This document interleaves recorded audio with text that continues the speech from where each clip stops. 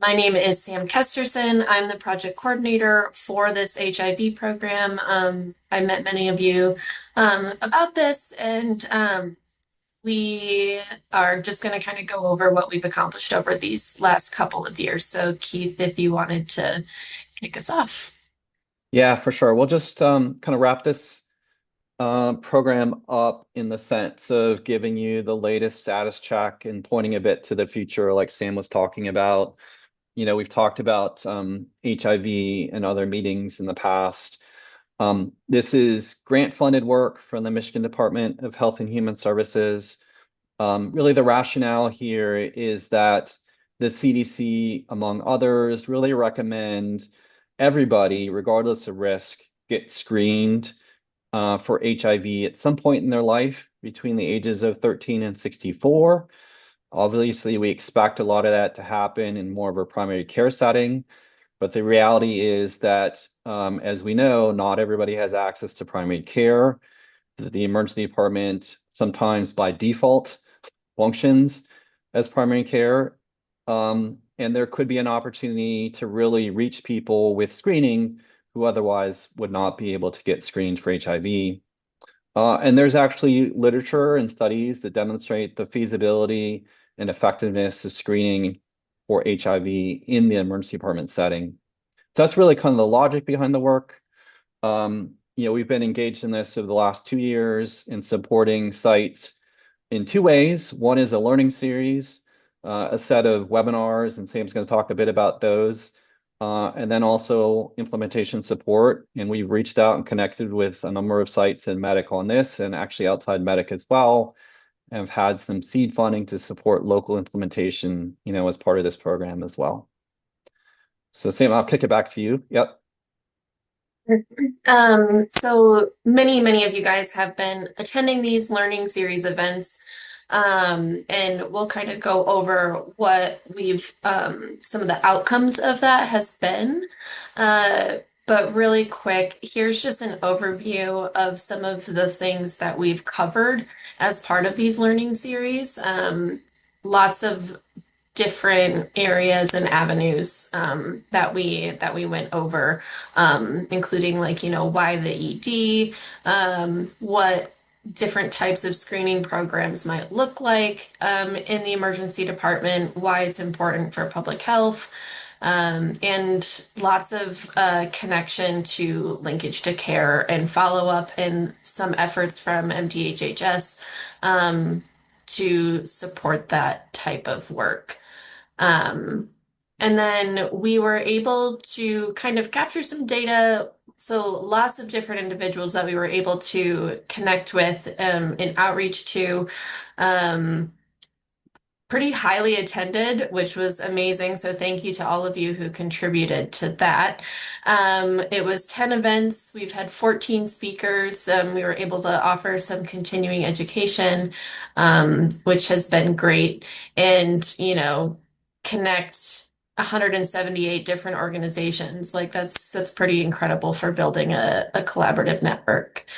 Um, Again, just wanting to highlight some of the diversity.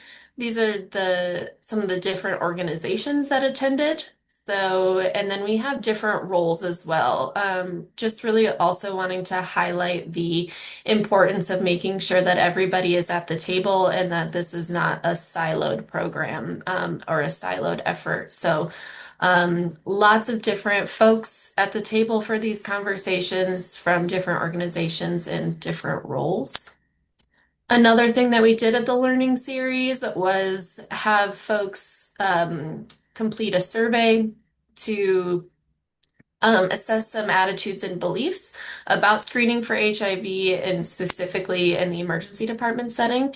So this one, you can kind of see where we've had some improvement on the importance from a public health perspective for screening for HIV in the emergency department.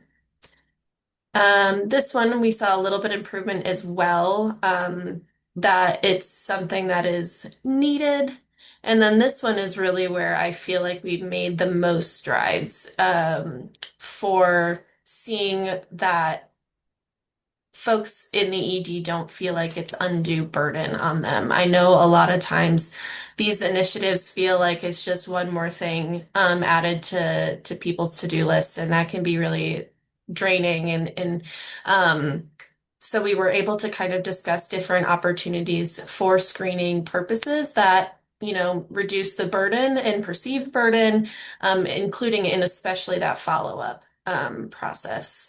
So, yeah, 67% of folks, we saw this needle move towards screening. So, um, again, thank you to all of those who were able to attend and to contribute and learn and just keep this conversation moving.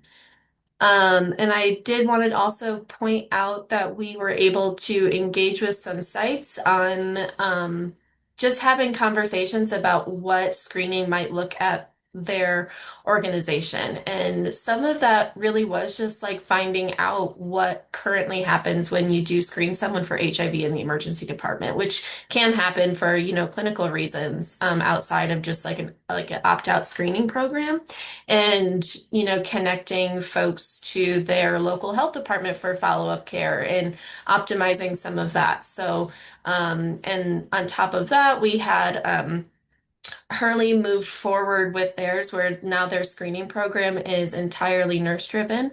So they are able to do that, and which obviously reduce the physician workload there.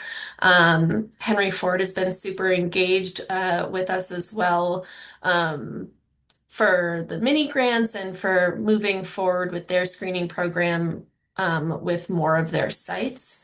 Um, so yeah, thank you to everyone who participated in those conversations. So Keith, I can kick it back to you then for kind of what's next. Yep. Thanks, Sam. Um, so all the learning series have been recorded. We have a number of resources also available off the Medic's website under HIV screening. And then one of the deliverables that we're currently working on is an implementation guide that summarizes, in kind of a how-to format, how to begin to implement an HIV screening program in emergency departments in general. And that'll be finalized sometime next couple months and then disseminated and made available in cooperation with the Michigan Department of Health and Human Services. And then we've also been looking for follow-up funding to continue the program into 2026 and beyond. And that looks like that's going to come together with additional follow-up funding from the state, probably more with a focus on rural communities. I think the bottom line, though, is like this will continue as a program to be supported really for any medic site we've been engaged in conversations around. And we recognize, it's really a process, and we don't want to leave people for those that really are continuing to think about the possibilities of implementing these kind of programs down the line. So you'll continue to hear to us about that. And we'll be at future collaborative meetings on this topic.